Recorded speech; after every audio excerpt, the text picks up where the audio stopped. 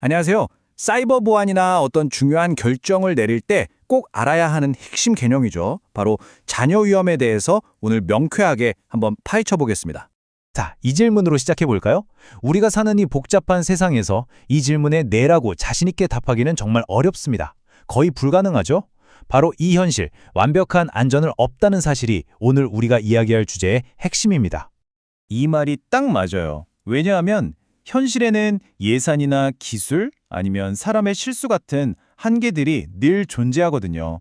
그래서 위험을 완벽하게 없애는 건 사실상 이상에 가깝다는 거죠.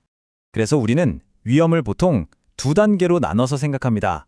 첫 번째는 우리가 처음 마주하는 말 그대로 아무런 방어막이 없는 날 것 그대로의 위험이고요. 그리고 다른 하나는 우리가 할 수 있는 최선의 조치를 다 하고 난 뒤에도 어쩔 수 없이 남아있는 위험입니다. 좋습니다. 그럼 이제 이 위험을 어떻게 계산하는지 그 과정으로 한번 들어가 볼게요. 이건 마치 손 쓸 수 없이 커다란 위험 덩어리를 잘 다듬어서 관리 가능한 수준으로 만들어가는 여정이라고 생각하시면 돼요. 먼저 고유 위험이라는 게 있습니다. 예를 들어서 차가 쌩쌩 달리는 도로를 아무런 예방 조치 없이 그냥 건너는 상황을 상상해 보세요. 그때 느끼는 그 총체적인 위험, 그게 바로 고유 위험입니다. 근데 우리가 실제로 그렇게 무모하게 길을 건너지 않잖아요, 그쵸? 바로 위험 완화 조치를 하기 때문입니다. 길을 건너기 전에 좌우를 살피고 횡단보도를 이용하고 신호등이 녹색불로 바뀔 때까지 기다리는 것. 우리 자신을 보호하기 위해 하는 이 모든 행동들이 바로 위험 완화에 해당합니다. 그래서 오늘 설명의 핵심 공식이 바로 이겁니다. 아주 간단하죠? 원래 있던 고유 위험에서 우리가 취한 여러 가지 통제 조치들의 효과를 빼면 마침내 우리가 감당해야 할 자녀 위험이 남게 되는 거죠. 정말 명쾌하지 않나요? 네, 그리고 이 공식의 최종 결과가 바로 자녀 위험입니다. 우리가 신호도 지키고 횡단보도로 조심스럽게 건넜는데도 불구하고 갑자기 신호를 위반하는 차가 튀어나올 수 있는 아주 작지만 분명히 존재하는 가능성, 그게 바로 자녀 위험인 겁니다. 자, 그럼 위험이 뭔지 정의하고 계산까지 했어요. 여기서 끝이 아닙니다. 이제 훨씬 더 중요한 단계가 남았어요. 이 남은 위험을 가지고 우리가 뭘 할 건지 전략적인 결정을 내려야 하거든요. 바로 이 질문이죠. 좋아, 위험이 아직 남아있네. 그럼 이제 어떡하지?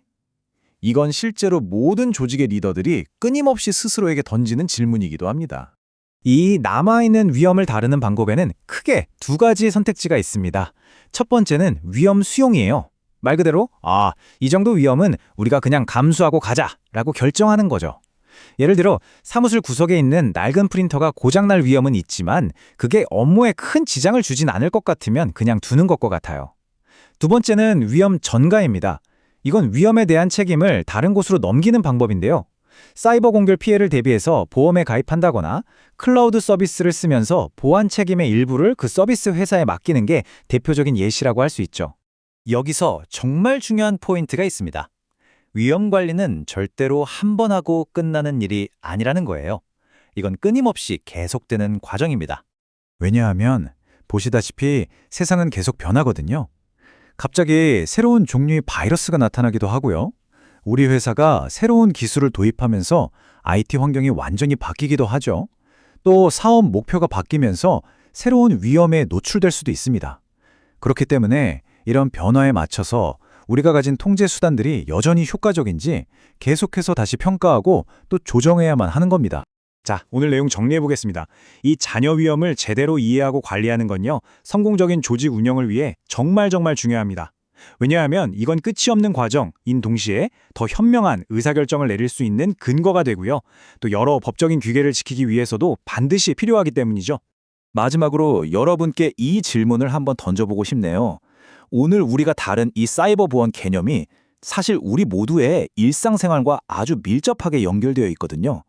매일 아침 자동차를 운전하는 것, 심지어 길을 건너는 그 사소한 행동 하나하나에도 우리는 늘 작은 자녀 위험을 감수하고 있습니다.